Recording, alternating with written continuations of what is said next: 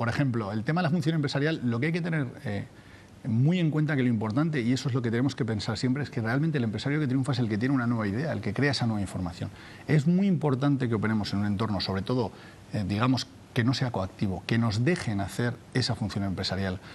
Y luego estamos pensando que, imagínate, el poder de las personas, ¿no? En entornos, por ejemplo, ¿por qué China es una economía ahora tan potente? Porque tenemos mil y pico millones de personas allí pensando en cómo ganarse la vida. Eso es un torrente de información brutal.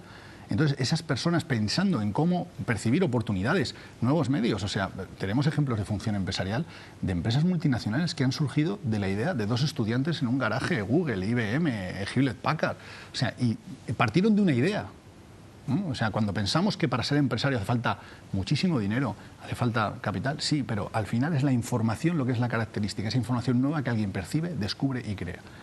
Entonces, es muy importante que nos permitan ejercer esa función empresarial en todos los aspectos de la sociedad. ¿Qué pasa cuando los gobiernos o los estados quieren controlar la función empresarial en base a una falsa teoría de que ellos manejan toda la información para poder decidir? Has dado en el clavo, César. ¿Cómo un gobierno, por muy preparado que esté, cómo va a controlar, por ejemplo, el gobierno de China lo que están pensando 1.000 millones de personas? Es imposible atender a las necesidades, saber los gustos, saber sus fines, saber con qué medios van a contar. Eso es imposible. No hay ningún gobierno en este mundo, por muy preparado que esté, por muchos científicos que tenga, por muchos ordenadores, que sea capaz de manejar ese volumen. Porque hemos dicho antes que la información es particular y encima normalmente la gente no sabe explicar. Es imposible meter esa información en un ordenador. Entonces, desde que un gobierno intenta controlar esa sociedad, como pasa en los regímenes, por ejemplo, comunistas, lo que se produce es que esa función coordinadora de que ejerce la función empresarial desaparece. El resultado es que se imponen unos fines que no son los de la gente, sino los del gobierno, los que piensan, y llegamos a los resultados que tenemos todos en la cabeza, ¿no? ¿Por qué entonces algunos gobiernos intentan limitar la función empresarial o el crecimiento empresarial? Bueno, pues imagino que por el afán de controlar o porque tienen una, no quiero decir una arrogancia, ¿no? Está estudiado en teoría económica, una fatal arrogancia en el sentido de decir que ellos creen, no sé si bien, con buena intención o con mala intención, eso ya sería un juicio político que tendrían trascendería un poco nuestra charla, porque piensan efectivamente que con la mente o con sus ordenadores o que ellos sí tienen las verdaderas fines y saben lo que les conviene a los demás, pero es imposible saber lo que le conviene a 1.000 millones de personas. Es el mercado, a través de los precios, a través de las relaciones de intercambio, el que pone de acuerdo a esa gente en un entorno de libertad, de competencia y de ley. Si ejercemos todos la función empresarial y podemos decir que todos somos empresarios, ¿lo ideal sería que todos ejerciésemos como tal? Sí, en este sentido teórico, ¿no? Hemos dicho, claro, por supuesto, o sea, todos tenemos nuestros fines, nuestros medios y tenemos que luchar por ellos. Cometeremos errores, César, estamos hablando de que tú puedes pensar que hay una información o percibes una descoordinación y puede no ser así, puede ser que te estés equivocando, el error es humano, pero a priori siempre tenemos que partir de esa base de pensar que tenemos una posibilidad de una descoordinación en la sociedad y que podemos aportar nuestro grano de arena para coordinarla. ¿Que nos equivoquemos o no? Bueno, hay veces que las grandes fortunas se han hecho al tercero o quinto intento, ¿no? Muchos grandes éxitos empresariales vienen de rotundos fracasos. Bueno. La función empresarial puede llegar a puntos en los cuales se cometan grandes injusticias y el beneficio de una persona emprendedora que ejerce la función empresarial va en contra de otro que no la tiene. Creencia común. Ese ha ganado mucho dinero a costa de hundir a otros muchos. Bueno, vamos a ver, si es a costa, si un empresario, por ejemplo, pensemos Bill Gates, tiene Microsoft, ¿no? Todos tenemos Windows en casa, pero nadie nos ha puesto una pistola en el pecho para tener Windows en casa, ¿no? Me imagino. Hay gente que compra Macintosh. Entonces, el consumidor es libre. ¿Qué ocurre cuando resulta que todo el mundo pensamos que lo mejor es Bill Gates y todos ponemos nuestro ordenador a Bill Gates?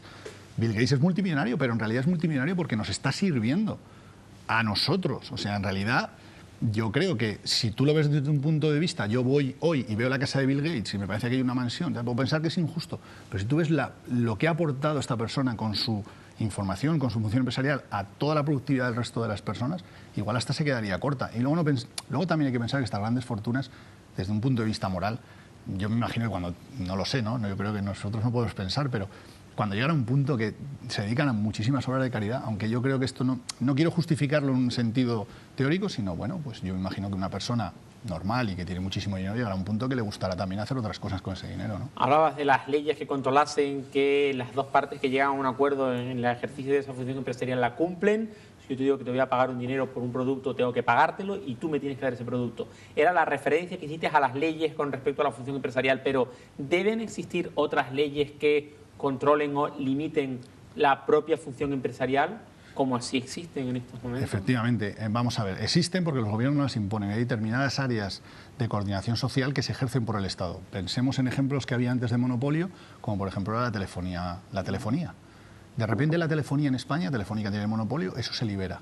Surgen un montón de empresas. Pensemos todos cuando, bueno, hace tantos años había un solo modelo de teléfono en casa, ¿no? Todos teníamos el modelo de teléfono gris, efectivamente. De ruedita con dedo. Tú vas hoy a un supermercado y casi te cuesta, bueno, ya no decidirte, es que hay teléfonos que no son teléfonos, vas a una casa y no sabes dónde está el teléfono porque el niño tiene un teléfono tan microscópico que lo ha dejado en el sofá y no hay quien lo encuentre. El ejercicio de la función empresarial, con miles de personas ejerciendo esa información que es la base, crear nuevas oportunidades, descubrir nuevas oportunidades, si tú el gobierno lo limita, simplemente por una cuestión de número es imposible que ellos lleguen.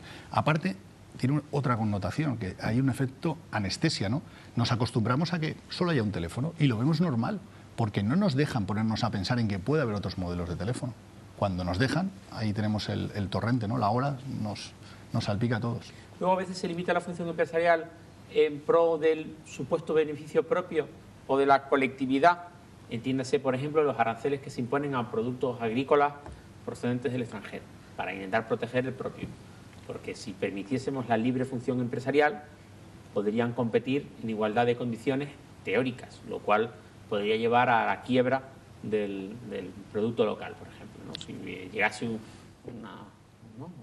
Sí, el tema del de manera masiva el plátano a Canarias. Por ejemplo, sí, el tema del plátano que... He puesto un ejemplo concreto que no quería concretar tanto. No, pero bueno, el tema... yo cuando hablamos del plátano de Canarias, tenemos que pensar en una cosa, César. En Inglaterra hay playas. Correcto, ¿verdad? Sin embargo, los ingleses vienen a nuestras playas, vienen a las playas de Canarias. ¿Qué pensaríamos nosotros si el gobierno británico decidiera subsidiar o decidiera poner soles artificiales en las playas británicas?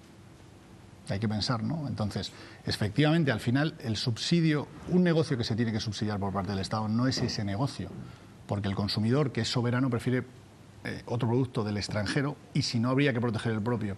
Entraríamos en un debate que nos podría llevar a conclusiones también fuertes y que quizás pues no agradarían mucho a personas que están en este sector concreto en Canarias, ¿no?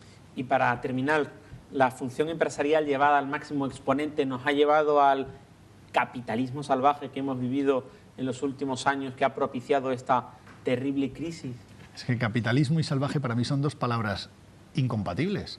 Porque si el capitalismo es un sistema social en el cual hay libertad de elección y que necesita del libre intercambio de las personas y que estén de acuerdo, ¿dónde está el salvajismo? Salvajismo es que el Estado entre en partes y con unas leyes nos impida esos acuerdos libres. Ahí está el salvajismo. Capitalismo y salvaje no.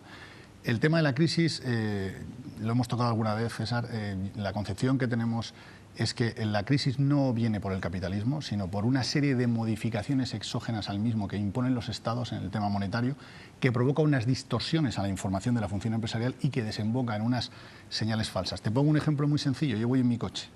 Si resulta que llegamos a un cruce, un semáforo tiene que estar rojo, otro semáforo tiene que estar verde. Si los dos están en verde, ¿qué ocurre? ¿Y tendrían la culpa los conductores? ¿Porque han conducido muy rápido o porque no han tenido cuidado? No, los semáforos estaban en verde, han actuado así y el resultado es el accidente. Eso a una gran escala es lo que ha ocurrido con todo el dinero que se ha inyectado por parte de los gobiernos en la economía. Muy bien. Jesús del Amo, Teoría Económica. Un placer. Gracias. Muchísimas gracias. A ti. Buenas noches. Buenas noches. Esperemos que